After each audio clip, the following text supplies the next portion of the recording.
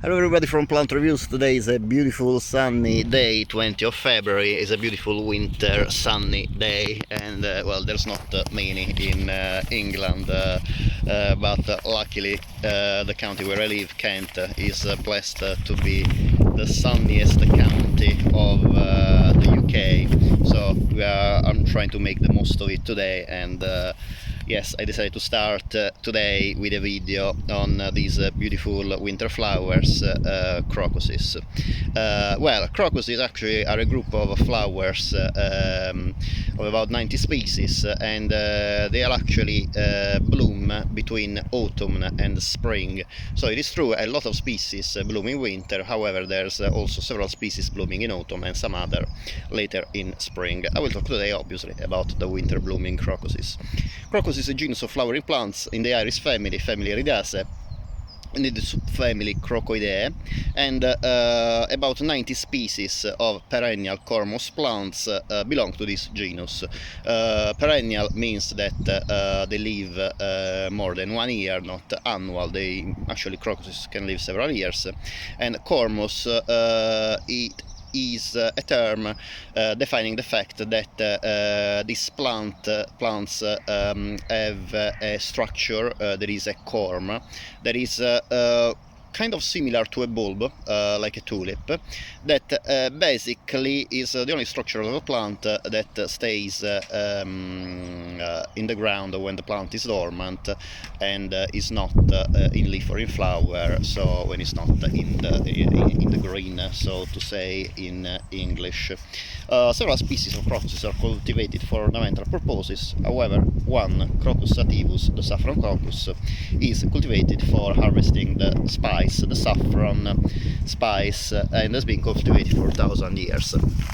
Crocuses are native to woodland and scrublands, meadows, and mostly they come from the Mediterranean and the Caucasus area. However, their range reaches western China. Saffron crocus has been cultivated in Greece for several thousand years. However, the ornamental crocus has been in cultivation in Western Europe from just a few hundred years, and the first ones were imported in the 16th century from Turkey to Netherlands. Crocuses are usually about 10-15 centimeters tall, and they have grass-like leaves, as you can see here, and typically they have a white vein, like a white stripe, as you can see here, running in the middle of the leaf. And this is quite typical in most of the crocuses. You can see clearly the white stripe here, and the fact that indeed the leaves are grass-like. The flower is cup-shaped and solitary, and it opens from a narrow tube. You can see in this purple crocus clearly how the flower is tubular from the base, and then it opens up as a cup. The range of colors is quite wide. Well, as you can see, there's I have cream, purple, yellow, white, and also the patterns are different. Indeed, for example, this one, Prince Claus, has a very beautiful purple spot on the petals, and this one instead, the Fusco Tinctus, has a very intricate brown pattern you can see on the petal, and there are several colors available, and there's also some pink crocuses as well. I've never seen a red crocus. I doubt there is one, but anyway, as you can see, there are a lot of different colors available. Some crocuses are fragrant. This one, for example, the Goldilocks, smell kind of sweet, but you have really to stick the nose into the flower. It's not really a flower I can recommend if you love a perfume or a fragrance wafting in your garden. First of all, in winter, due to the fact that the temperature is cold, the perfumes, the volatile oils that basically constitute what we call perfumes or fragrances do not spread much, and also these plants, as you can see, and the flowers are very, very close to the ground, and really it's walking around the garden, it's not that easy to smell the perfume from these crocuses. However, if you have a small pot and you bring it at home, obviously it will be much easier to smell the flowers of the crocuses.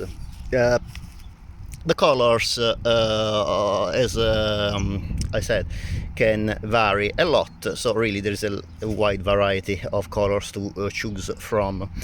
For garden purposes, crocuses are classified mainly as autumn flowering and spring flowering, and the spring flowering, the so-called spring flowering, basically includes most of the winter flowering crocuses like these.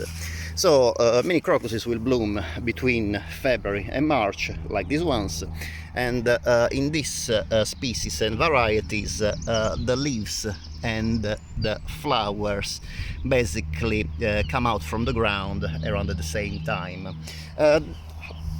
In some other crocuses that are they bloom later in the spring, for example this one, the Crocus ruby giant, the leaves come up first and then they will be followed by the flowers.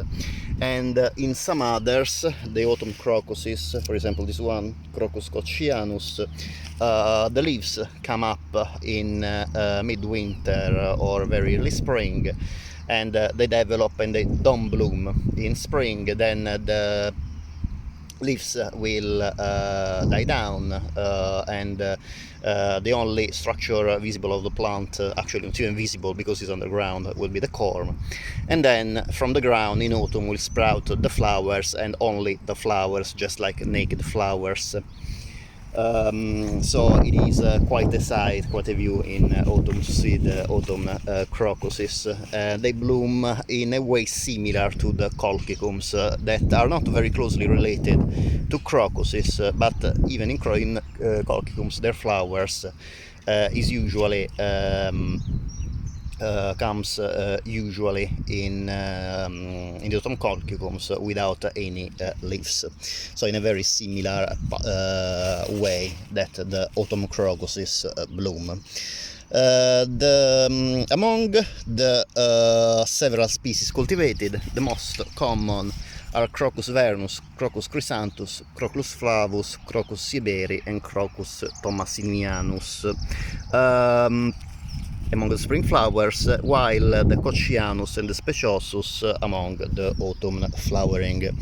The crocus flowers and leaves are protected from frost by a waxy cuticle, and in areas where the snow and frost can occur in early spring, it is possible to actually see these flowers blooming through a light layer of snow.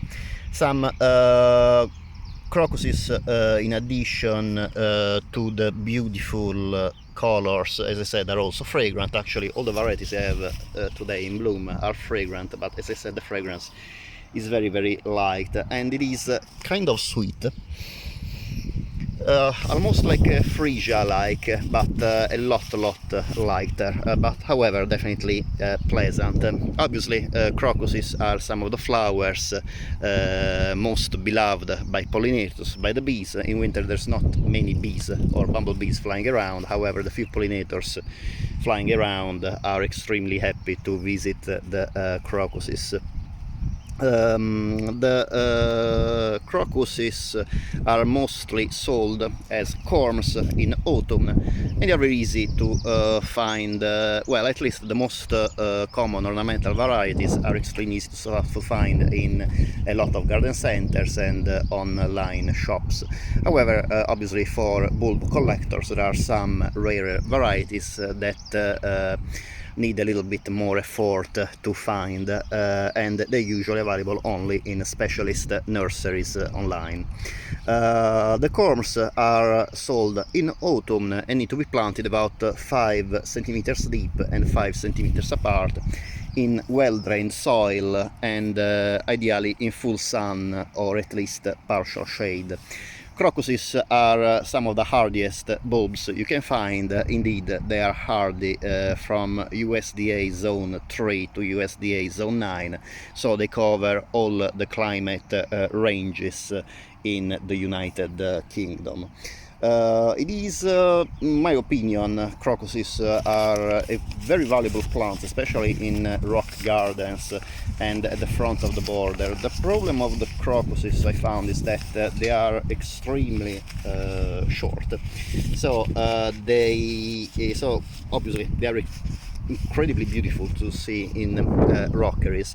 However, at the front of the border, they really need to be planted in areas that where you can keep weeds at bay. Otherwise, the weeds obviously will overgrow the crocuses, and you won't find many, if any, flowers anyway, because crocuses need quite a lot of light. Anyway, about pests, crocuses are poisonous, except obviously in the saffron crocus, the stigma that is harvested for the saffron.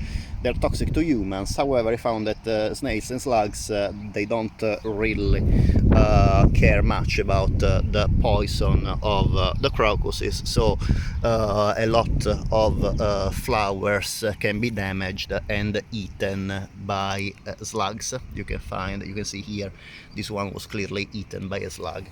On the top of the problem of the slug is another very common problem, is rodents, and weirdly I found that rodents completely ignored some of the pots and completely devastated some others. For example, the crocus gypsy girl and the pot where I have the crocus snow bunting. There is a beautiful white crocus, have been completely devastated by rodents. I'm not sure if they were rats or mice, but as you can see, they just left the cuticle, and well, some eaten, half-eaten stems as well.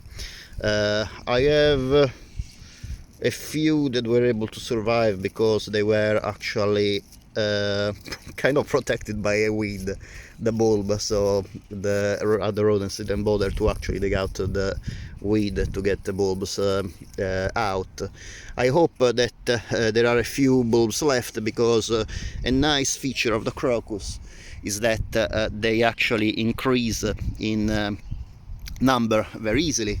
They multiply from cormlets, so small corms that develops on the sides of the main corm, and also they self-seed quite easily. Well, now I will show you some of the varieties I have in bloom at the moment.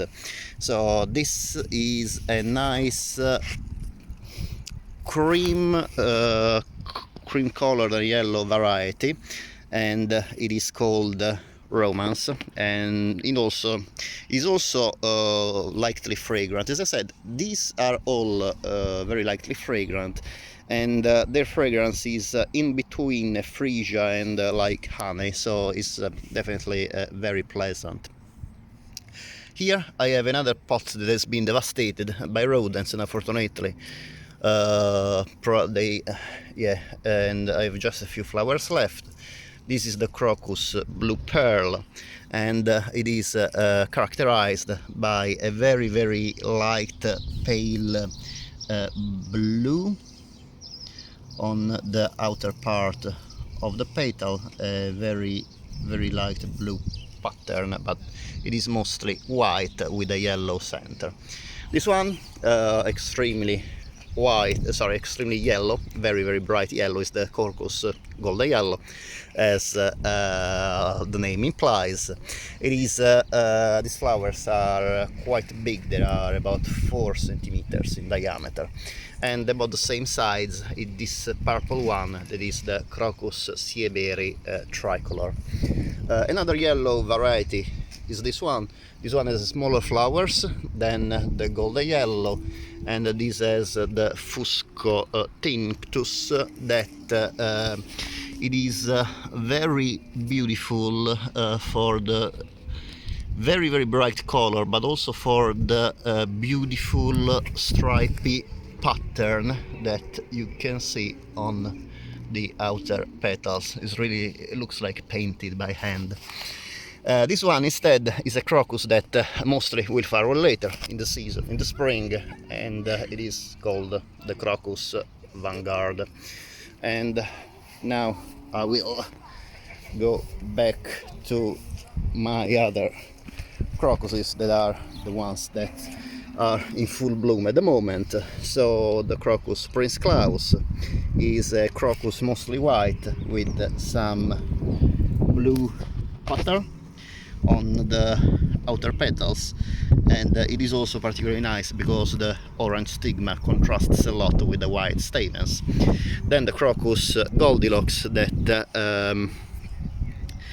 bloomed in a very nice number. It bloomed with a not multiplication, but with a multitude, of bright yellow flowers. It is a flower that is about 3 centimeters in diameter, but absolutely bright, and it really doesn't go unnoticed thanks to its bright color. And another flower that it is very beautiful, another crocus variety, is this one, that is the Spring Beauty, and it is mostly like purple lavender with a delicate dark purple pattern on the outer petals. And finally I have this Crocus, the Cream Beauty. There is a very softly colored cream petal crocus with bright orange stigma. So well, this is it for my crocuses that are in bloom at the moment. I can definitely recommend this species if you like flowers in winter in your garden, because they are absolutely stunning for the variety of colors and for the fact that they multiply so easily, and they really in time they will give in the garden, they will show nice big patches of colors even in winter, a season where not many plants are in bloom. As usual, thank you very much for watching. I hope that you enjoyed the video. If you like the video, we will like if you give a thumbs up, and obviously if you like this video and you like the other videos on my channel, it would be great if you can please subscribe to my channel. In this way YouTube can support me to make more videos and obviously share more plant information and gardening tips with you. Thank you very much for watching, and I hope to see you next time. Bye.